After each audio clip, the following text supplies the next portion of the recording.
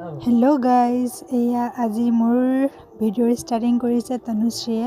তাই ভিডিঅ' বনাই আছে, কৈছে দে মই আজি বনাম বোলে। তো চাওকচোন আজি দিনটো কি কৰিলোঁ।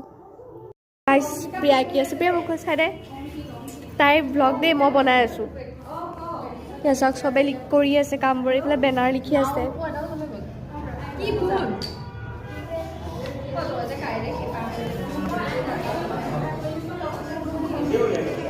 তাই শৰাই কি আছে দেই, এইখন কাটি আছে, আঁকিলো প্ৰথমে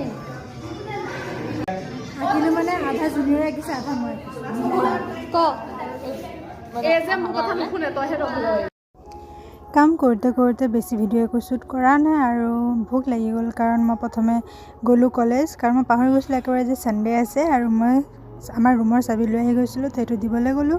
তাৰপিছত তাৰপৰা আকৌ গ'লোঁ আৰ্ট স্কুলৰ পৰা আকৌ কলেজ আহিলোঁ, কলেজ আহি কাম কৰিলোঁ। তো এতিয়া মানে বাকী ৰুম চবটো বন্ধ আছে, সেইকাৰণে আমি ছেমিনাৰ হলত আহিলোঁ, তনুশ্ৰী আৰু মই।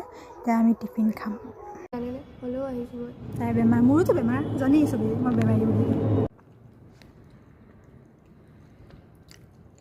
চাহ আমাৰ পাপা নিচিনা খায় হাতত লৈ পৰা। মই কলেজৰ কাম ঘৰলৈ লৈ আহিলোঁ আকৌ, কাৰণ সেইদিনাখন দাদাহঁতে যোনটো পলু বনাই আছিলে সেইটো পলু গৈ কিবাহে হ'ল। তো মই ক'লোঁ যে দিয়া মই বনাই লৈ আহিম, মানে চাওঁ ট্ৰাই কৰোঁ, যদি হয় হ'ব, নহ'লে নাই আৰু।